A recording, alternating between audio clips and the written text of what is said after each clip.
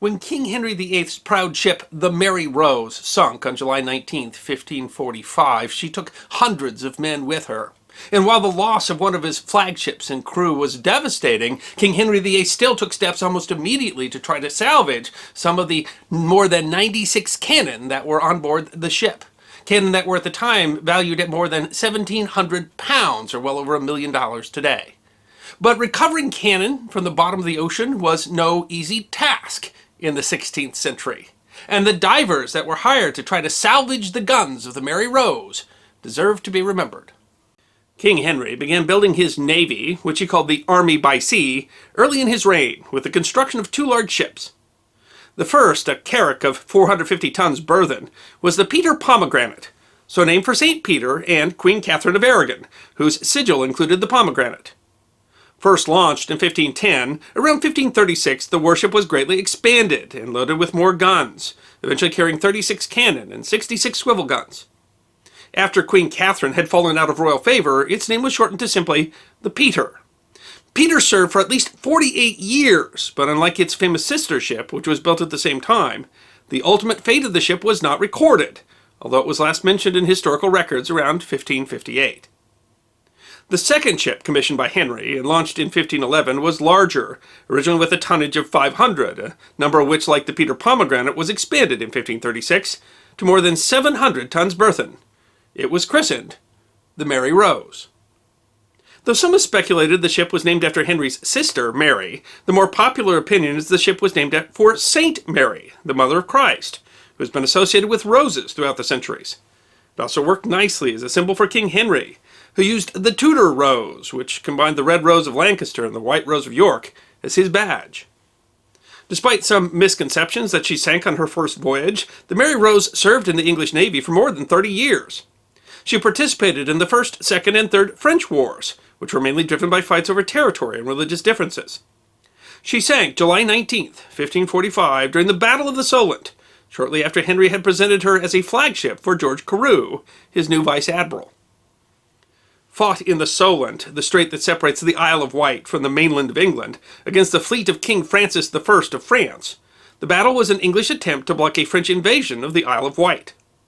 The French force, carrying some 30,000 troops, including over 200 ships, was larger than the more famous Spanish Armada that would attack 43 years later. At first, small French galleys seemed to have the advantage over the larger ships of the English fleet. The English were immobilized due to a lack of wind, and the oar-driven galleys could maneuver. But the wind picked up, and the Mary Rose and another large ship, the Henry Grâce à Dieu, attacked, their larger guns overwhelming the French galleys. But suddenly disaster struck the Mary Rose. An eyewitness to the disaster said that the Mary Rose fired all of her guns on one side and was turning when an ill-timed gust of wind hit her and caused her to turn onto her side. Water flooded into her gun ports, an innovation with which the Mary Rose was one of the earliest ships to be equipped, and as she continued to lean, her cargo shifted, causing her balance to become even worse, and as a result, she sank quickly. Those who weren't crushed by the cargo ship shifting around the ship were caught in the netting that had been festooned around the vessel in an effort to prevent the flagship from being boarded by the attacking French and dragged down with the ship. Out of a crew of around 400, only an estimated 34 men were able to escape. King Henry personally witnessed the ship sinking from his South Sea castle. There are many different theories as to why the Mary Rose sunk, and sunk so quickly. Human error, the weather, overloading, French fire. I'm inclined to think that it was some mix of any or all of those, and the fact is we really don't know, as eyewitness accounts differ and there's no physical evidence to prove why the ship sunk. Despite the loss of the Mary Rose, the Battle of the Solent was indecisive, and eventually the French invasion was repulsed. Shortly after the disaster, Secretary of State William Paget ordered the Mary Rose to be salvaged for its expensive guns. Charles Brandon, brother-in-law to the king, was assigned to the first team to attempt the task. Brandon's team of 30 Venetian mariners, a Venetian carpenter, and 60 English sailors planned to attach cables to two empty ships, similar in size to the Mary Rose. The ships would rise with the tide, pulling the cables and raising the Mary Rose with them. That, at least, was the plan. Brandon bragged to the king that they would accomplish the task within days. They were not successful, however, probably because of the clay at the bottom of the seabed and the steep angle at which the ship sank. It held the Mary Rose down and made it difficult to wrap the cables around the ship properly. Once they managed to tie the wreck to the empty ships, the force from the pulling cables snapped the mainmast in half. Only the deadly rigging was brought to the surface, and it was decided another approach was needed to bring up the lost guns. The first unsuccessful salvage operation cost around £560. The Tudor attitudes towards water were antagonistic. They believed bathing would make you catch a chill, and drinking water would kill you. And the unclean water did cause many to be sick, and drinking fermented beverages was actually safer at the time. Strangely, for an island nation, few if any of its residents knew how to swim, even the sailors. If a sailor fell off a ship during an engagement, there was no time for the crew to stop and retrieve their fellow. So most believed it was an easier death to simply drown from lack of ability, rather than to paddle about and eventually succumb to exhaustion.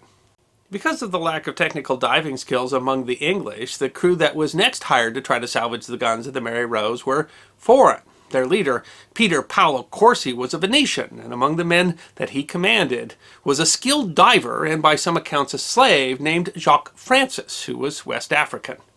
At the time, West Africans were among the best divers in the world, and they had developed those skills by scouring the seabed for pearls.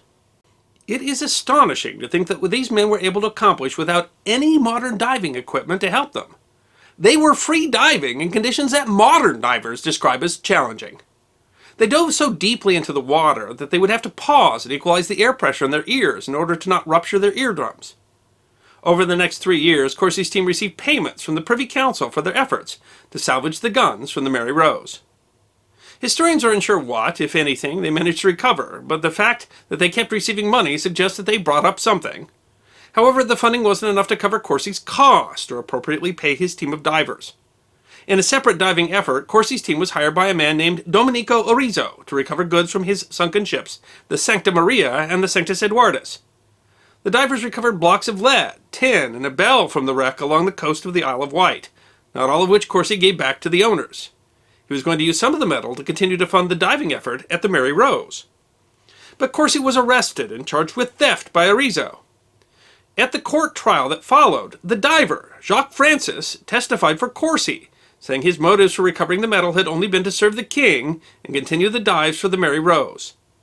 Francis is believed to be the first African man to give testimony in an English court. Francis said that Orizo had severely hampered their efforts by forcing Corsi to remain in court for nearly the entire month of May, which was the preferred month for salvaging. He believed Orizo had cost the diving team more than £700 with his court case. In reality, Corsi had only been detained for 1 day, but arguably it would have slowed down the salvage efforts. Through his work on the Mary Rose, Corsi had developed friendships in high places.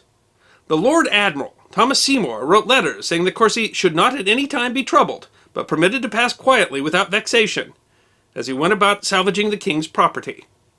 Orizo lost that trial that took place in Southampton. However, when Orizo brought another suit in the Court of Admiralty, a maritime court, he won. Corsi spent a short time imprisoned in the Tower for his offense. Despite their efforts, the guns and equipment of the Mary Rose remained elusive, and eventually the parts of the ship that weren't sunk into the seabed collapsed on themselves and were washed away, and the wreck was lost to history until 1836, when some fishermen snagged their nets on timbers from the ship. At the time, some artifacts were recovered, and divers actually used explosives to try to break through and recover more, but the effort was eventually abandoned. The modern effort to salvage the Mary Rose began in the 1960s, and a committee was created in order to find, excavate, raise, and preserve for all time those remains of the ship Mary Rose that were of historical or archaeological interest. It even changed English law with the Protection of Wrecks Act of 1973, which forbade commercial treasure hunters from disturbing the historic wreck. Prior to that act, shipwrecks had very little protection, and the shipwreck could have been looted by treasure hunters. Today, what remains of the Mary Rose is on display in the Mary Rose Museum at the historic dockyard in Portsmouth, alongside thousands of artifacts recovered from the wreck site that give an unprecedented view into the life in Tudor society and Henry VIII's great ship. I hope you enjoyed this episode of The History Guy, short snippets of forgotten history between 10 and 15 minutes long. And if you did enjoy, please go ahead and click that thumbs up button. If you have any questions or comments or suggestions for future episodes, please write those in the comment section. I will be happy to personally respond. Be sure to follow The History Guy on Facebook, Instagram, Twitter, and check out our merchandise on teespring.com. And if you'd like more episodes on Forgotten History, all you need to do is subscribe.